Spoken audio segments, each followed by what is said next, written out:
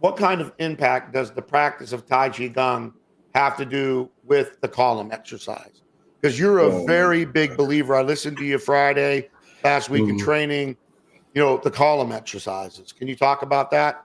Well, in the morning, the daily Lama, it's referred to a very powerful statement that Master Rabbi Jesus made when the apostles had finally, all 12, knew that Jesus was the firstborn son of the Father and the first awoken by the Holy Spirit. And they were getting together and they were breaking bread and having a meal. It was nighttime. They were out in nature where they were most of the time, by the way. Almost 80 to 90% of his ministry happened outside. The Son of Man has no place to call his home, and the whole world is his home, right? So they're speaking the awe of what he can do. And then all of a sudden he turns to them. He said, these things, speaking of the miracles, he talks some about them. And he says, that I do, you will do. And you're going to do greater things because I'm going to ascend to the Father.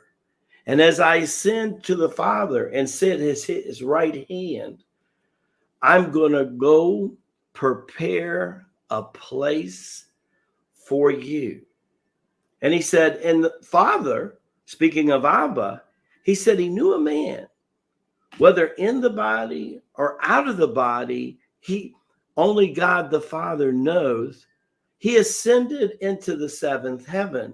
And then he went on to talk about how he had dialogue with Abba. What he was referring to is Enoch.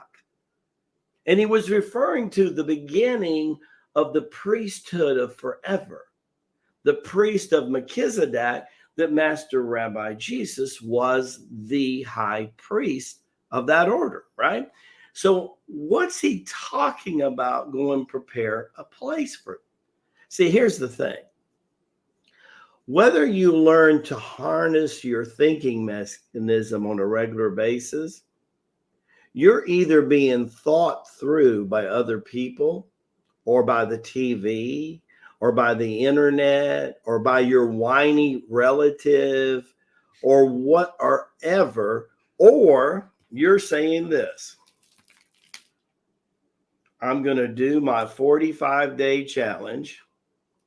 I'm going to get my mala beads, which means garland for prayer or meditation. Oh, yeah, they're only 40, 50,000 years old. It's been working that long for the spiritual patriot. You might want to consider some. And then what you start to do is that is considered 101 responsibility with the mind. Let me tell you what's 102. 102 is when the negative creeps in, and it will in the beginning of transformation. Now you have a measuring block to harness it, as if it's the sword and you cut that negative.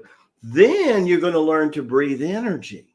And when you learn to breathe energy, you start doing this. And you put space between your thoughts. Now you can say, I don't like you.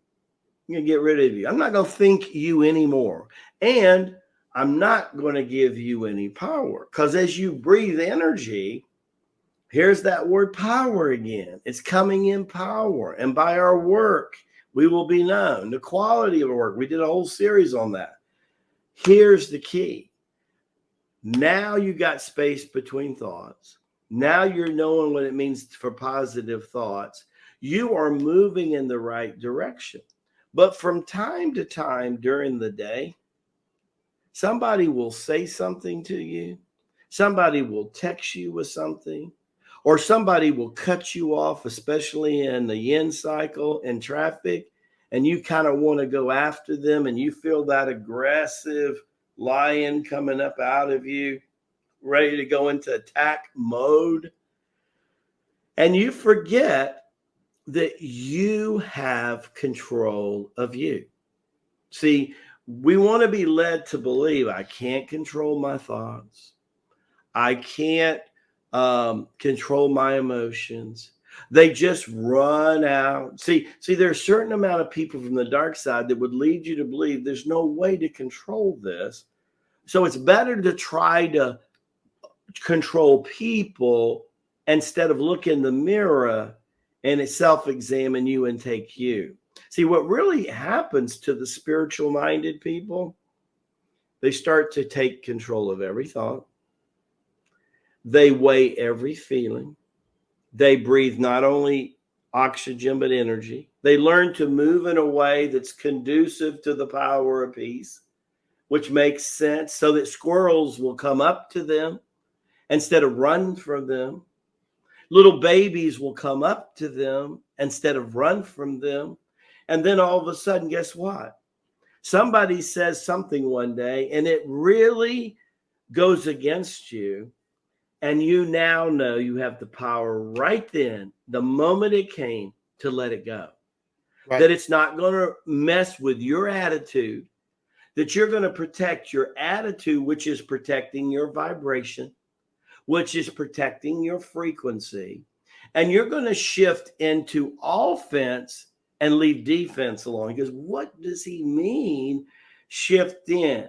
See, if you're programming to get better out of fear, you're still missing the boat. You got to want to program yourself because you want to get better. You want to measure. So as you're looking at the column exercises, there's another thing we have students do. They have a little composition book that we taught them when they're getting in the 45-day challenge. They're going to write down thoughts and feelings that come up as the power of peace begins to push aggression out of their own conscious mind. They're going to write that down. Now they have that book, they have energy, and now they're saying, column number 1, what do I love about life? What do I love to do? And they're going to write everything in column 1 they love. Then they're going to go to column 2 and say, what am I qualified to do? Do I have certifications? Do I have diplomas? What am I qualified? And by the way, they're not only going to ask themselves, they're going to ask their loved ones, what do you think I'm qualified? The third column actually becomes the most honest of all columns. And it's being a priest after the order of Melchizedek, being a Lama master, it always interests me to find out how many people don't want to do column number 3. And it's very revealing. And that is, you have to take out of your life what you know does not give you compassion or passion. You have to take people, things, events, TV programs. What are you going to get rid of when you decide that these things and these people should not be in your life? So what I have found in the Western world, most of the Western world, they either don't do it or they're usually very dishonest about it. When you do the column exercise, buddy, howdy, it's you and Abba, whether you realize it or not. You and Abba are doing the column exercise. You are projecting from your soul out. And then it's revealing to your spirit and your mind what you love, what you're qualified to do, and what you don't like. And the more honest you are, like Shakespeare said, to thy own self be true. See, if you're not going to get real with you, how can you ever expect a woman or a man or a priest or a business partner to get real with you when all the time you're really vibrating this distrust, this dishonesty, because you don't want to get in the raw of you. You don't want to take off all your padding and all your hidden agenda stuff. You don't want to throw it out before the Lord. You don't think he don't see it, know it? He's asking you to go through the exercise so you can embrace love, accelerate your qualifications, and get rid of the things that don't apply anymore. Get rid of things in your mind and in your spirit and your body that don't apply. What's a surgeon do when you can no longer heal cancer by any other means but surgery? They surgically remove it. And I call that the surgical power. In the Far East, they call that power Shiva. And they refer to Shiva as the destroyer of death. And Master Rabbi Jesus eloquently said it best. And he said, death shall be our footstool, and it shall be the last thing that we overcome.